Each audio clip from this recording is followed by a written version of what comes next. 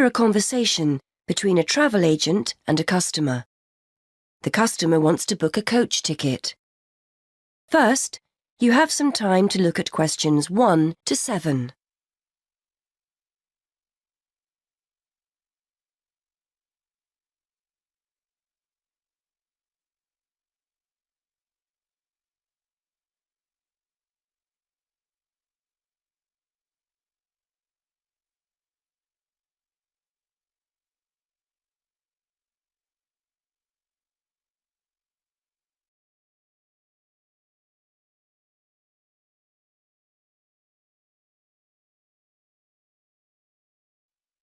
Now we shall begin.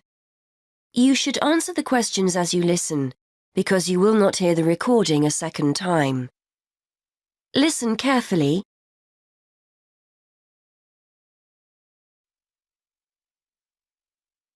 Good morning.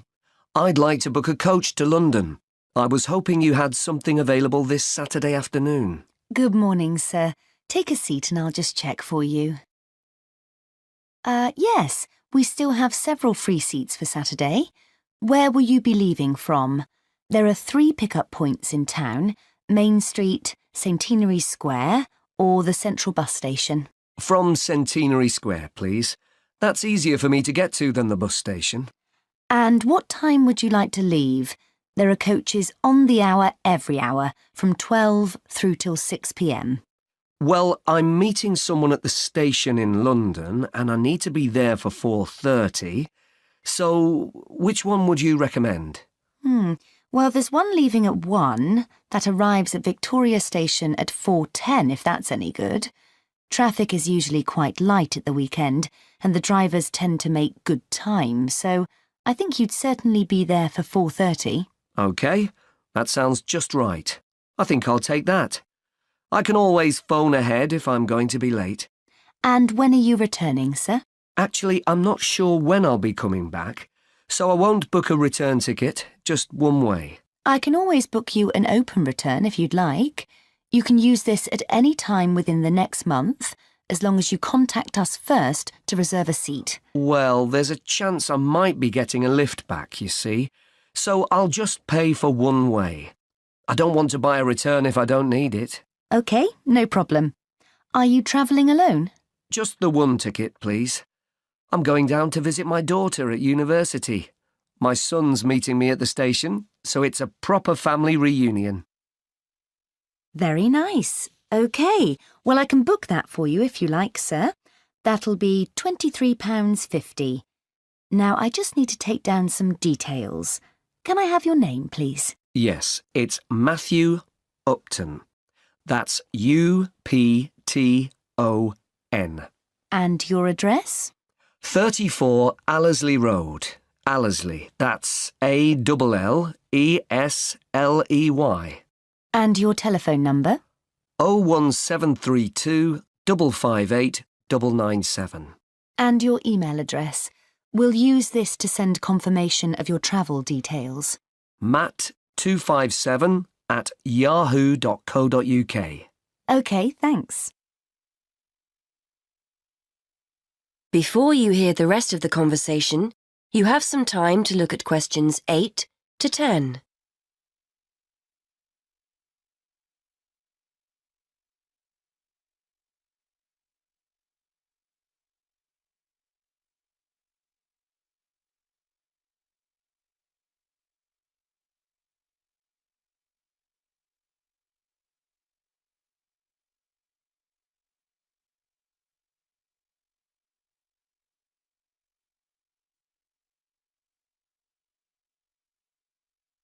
Now listen and answer questions 8 to 10. Before I forget, I'll be taking a little luggage. Is there a set luggage allowance? We offer a very good luggage allowance. You can take 2 suitcases as long as they're no more than 20 kilos each. That's 40 kilos in total, and 1 small item of hand luggage on the coach. Most people find that more than adequate. Any additional items carry an extra charge of £10 for each bag. I certainly won't be taking that much, so I should be okay. I was worried I might be taking too much. Would you like travel insurance included with your ticket? It's an additional £2. No, I don't think so. No problem. It's not compulsory. OK. How will you be paying? Actually, I've been having trouble with my debit card today, and I've left my chequebook at home, so I'd better pay in cash. You'll give me a receipt, won't you? Certainly, and we'll send confirmation to your email address as well. So that's £23.50, sir. If you just wait a minute, I'll print you off a receipt.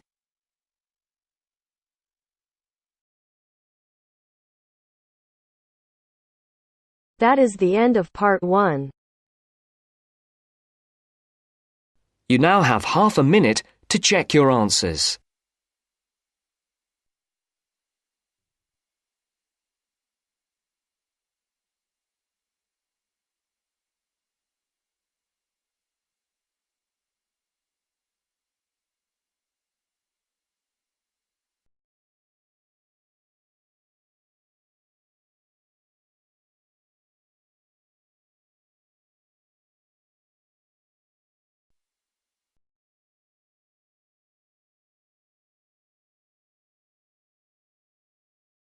Now turns to part 2. Part 2. First, you have some time to look at questions 11 to 16.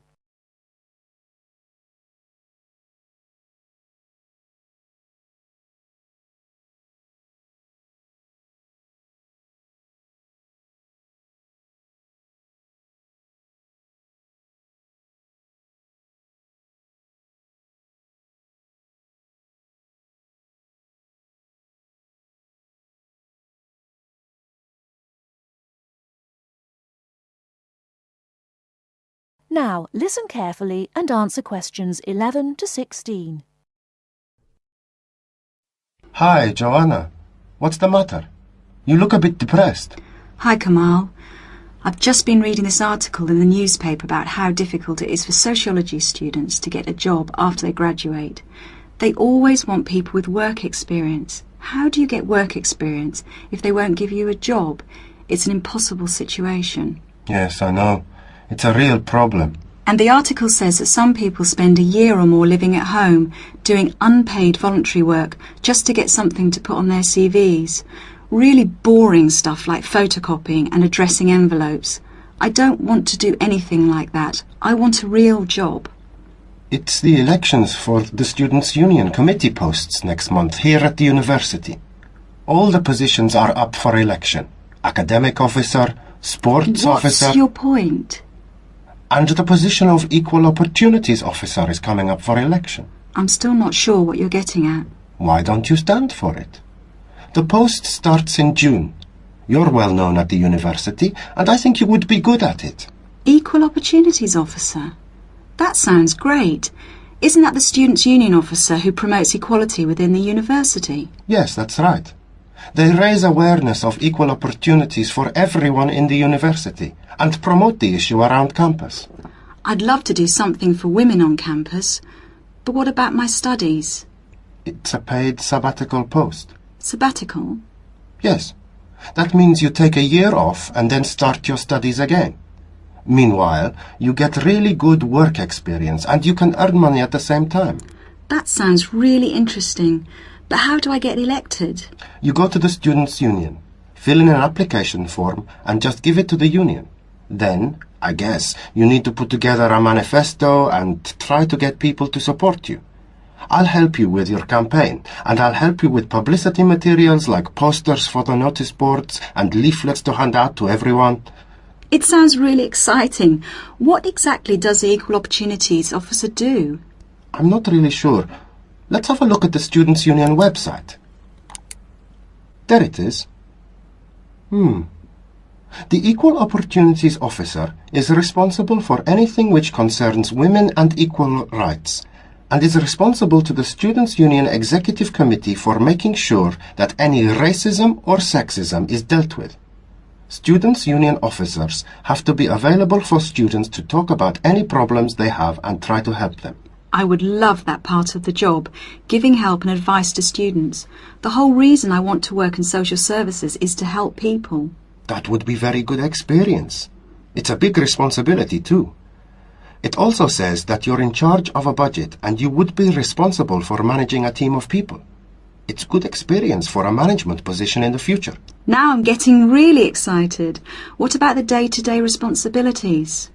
It says here that the Equal Opportunities Officer acts on any health and safety issues. The Equal Opportunities Officer represents all the students on university committees like the Safety Committee and the Equal Opportunities Committee. Lots of meetings then. I don't think I would enjoy all those meetings quite so much. My first aid certificate might be useful for safety issues. Very useful. And you would supervise the running of the creche, make sure that students with young children have access to childcare, that sort of thing. Oh look, the Equal Opportunities Officer also has responsibility for the university bus service. Perhaps I could even get it to run on time. No, don't be too ambitious. We have to get you elected first. Let's take a walk to the union office. Maybe we can meet the Equal Opportunities Officer and talk to her about the job. Great, let's go.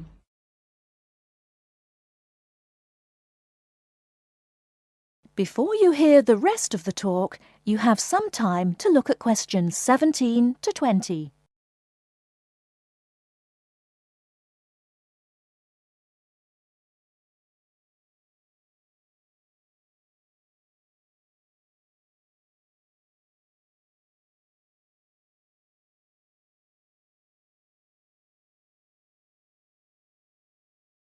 Now listen and answer questions 17 to 20. That's about all I want to say about the course and coursework. As you heard, it's very intensive and there's a lot of work to do. So, how to deal with all the work? It's really important to make sure you have good study skills. It makes the difference between failing, just passing, or doing well on any course. There are workshops given by student service counsellors on study skills. But I just want to put you in the picture with a quick overview of useful study skills. There are 5 points I want to make here. The main thing is to get organised. The first thing you need to do, as soon as you get your timetable and reading list, is to draw up a plan of study. Time management is what all students are bad at. Unfortunately, it's what they need to be very good at. Make up a timetable and put in all the things like lab work, lectures, seminars and tutorials that you will attend. Make a note of exactly what work you will do for each of your courses. Where do we get that from?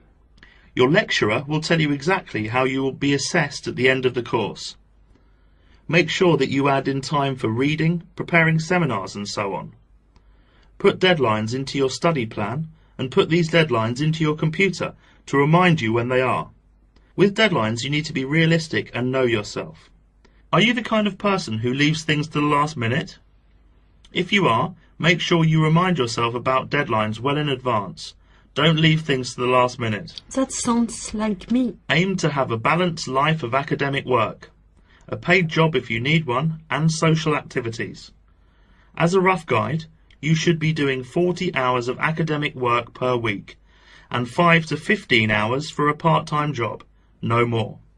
The second point is don't be late or miss lectures. Remember, the person giving the lecture is probably the same person who sets your exams.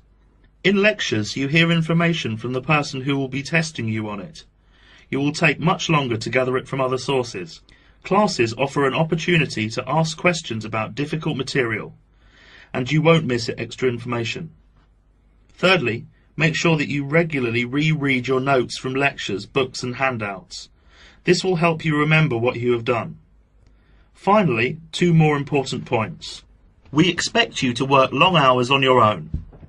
The information we give you in tutorials and lectures is just a starting point, often comprising the main points of themes of the subject. After this, it's up to you to go into detail about the topic and be familiar enough on certain points to give a seminar on it if asked. The next and last point is this. You need to think about what you read and any information you get on a topic. We're looking for students who can evaluate material critically, students who can think critically. Students who simply read and remember information do not make as good progress as students who think about the subject and form their own opinions on it, based on looking at the subject from all points of view. So we are not just learning facts and figures. Facts and figures are an important part of learning, but not the most important thing. It's what you do with them that is critical.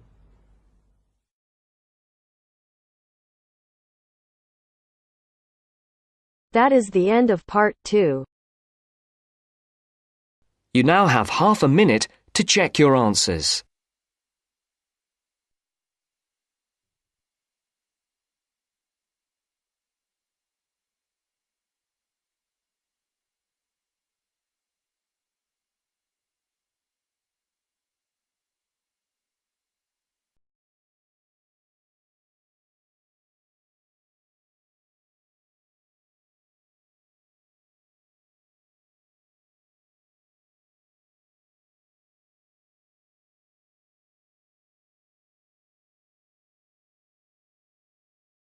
Now turns to part 3.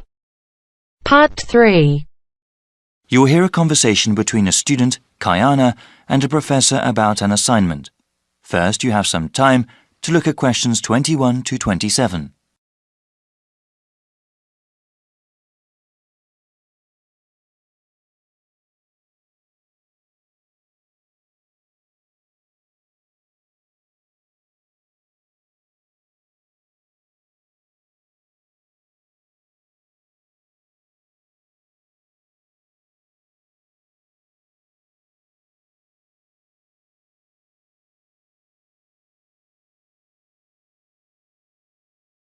Now listen carefully and answer questions 21 to 27.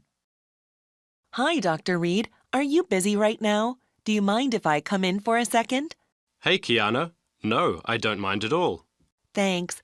I just wanted to say that I'm enjoying your urban studies course and that I'm having some trouble with the first assignment. Okay, no problem. What do you want to ask? This is my first time writing a paper of this length. All right. What sort of trouble are you running into? Well, writing more than 10 pages is actually turning out to be quite a task. I've been rereading some of the material, and I'm just not sure how to approach the assignment. Yes, it takes some time to get used to academic writing assignments. More time than I expected, really. I also want to do a really good job on the assignment. I don't want to put a half-hearted effort into it. I'm glad to hear that. I'll say that these assignments get easier to manage as time goes on. That's a small relief. I mean, it gets easier to plan the assignment and to organize one's time, but it still takes hard work and a sincere effort to produce a good piece of academic writing. My role is to guide you to the readings I think are the most relevant and to give you tips on managing your time. Okay, could we talk about the readings then? Sure. We can go over them. I guess I want to ask about the Coal House text first. It seems like a pretty interesting book. But sometimes a bit over the top, no? I would recommend reading just the first part of the book. It's the most relevant to the assignment that I gave you. The rest of the text goes on about a topic we will cover later in the semester. All right, I'll just read the intro then. As for the Peely article, oh, did you read that one? Yes, I accessed it online and then printed it out. Okay. I would recommend you review that again. Also, remember what I said about the Liebskid article? I think you told the class to focus on the research methods, right? Yes. She approaches the problem in an innovative way. Let's see. For the Gary article, I think you should... Let me see. I think it would be best for you to read just the conclusion. Just the conclusion. I see. Yes, I would ask you to read the whole thing, but this way would be more efficient. Speaking of which, you should not bother reading the Wolfson article. Yeah, it didn't seem particularly relevant to the topic. Let's see. Any other reading you wanted to talk about? Let me see. Yes, the Cudler article. What do you think of that one? Ah, yes. How could I forget? That one is pretty central to the topic. I really think you must go over it again. Before you hear the rest of the conversation, you have some time to look at questions 28 to 30.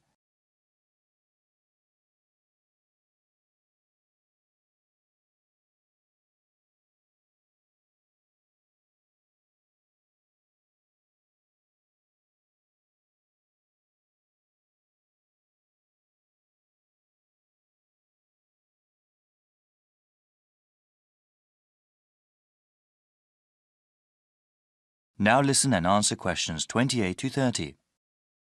All right. Is there anything else you wanted to ask about?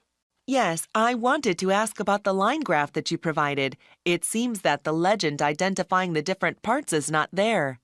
Ah, it must not have been photocopied correctly. Here, let me explain them. They all represent percentages of the population in Manassas, okay?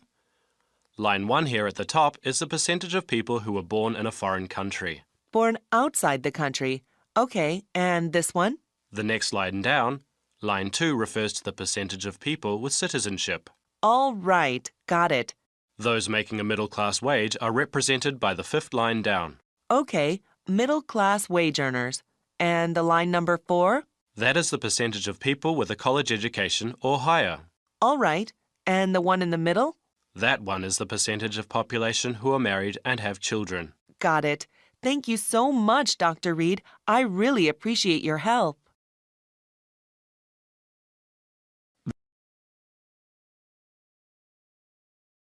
That is the end of part 3. You now have half a minute to check your answers.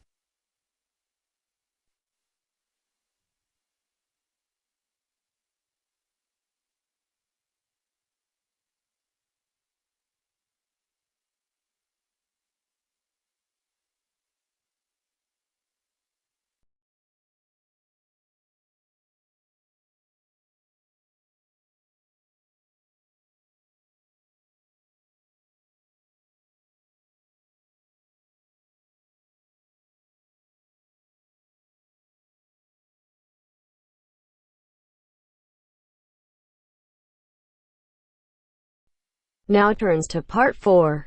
Part 4. Listen to the following talk between two friends and answer the questions with no more than 3 words. First, you have some time to look at questions 31 to 40.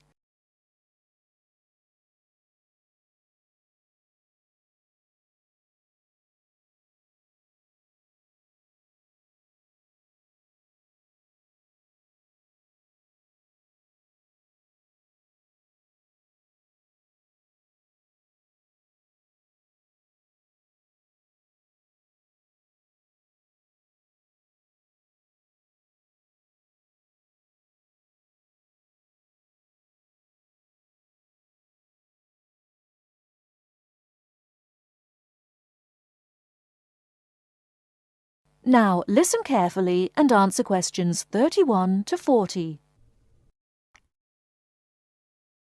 Do you know what, Tom? It won't be long before we'll all be travelling to space in a cable car. A cable car? What do you mean? A sort of skylift? Well, yes, I suppose so. You must be joking. Where on earth did you get that idea from? Oh, I've just been reading it in a book called Apes to Astronauts by Adrian Berry. He's the science correspondent of the Daily Telegraph, so he should know what he's talking about. He says, wait a minute, I've got it here, page 28. A cable car to the heavens. Oh, honestly, Jane, you surely don't believe all that stuff you read in those sci-fi books? It's not science fiction, it's a fact. Hang on, I'll read you what he says. The space writer Arthur C. Clarke, to whose inspiration we owe the communications satellite, recently outlined a proposal for a new means of space travel, which, he admitted, is so outrageous that many of you may consider it not even science fiction, but pure fantasy. Shall I go on? No, just tell me how he thinks it could be done. Well, it sounds quite simple, really. One end of a cable, 23,000 miles long. How long? 23,000 miles. Do listen. One end of a cable, 23,000 miles long, would be attached to a point on the Earth's equator, and the other to a satellite in geostationary orbit. So? The cable would be absolutely tight between the 2 points, and the elevator would travel up and down, carrying people and freight.